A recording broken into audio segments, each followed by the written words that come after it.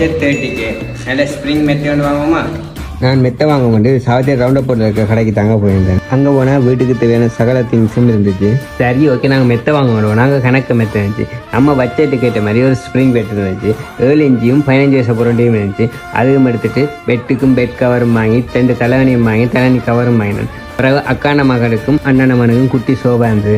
2 சோபாவும் பெட்டும் bed கவர்லாம் வாங்கவே 50K ஆச்சு. 2 பில்லை போட்டு வாகனத்தில் ஏற்றி வீட்டை வந்துட்டோம். இனி என்ன கவர்லாம் வச்சு ரூமுக்கு செட் பண்ணுவோம்.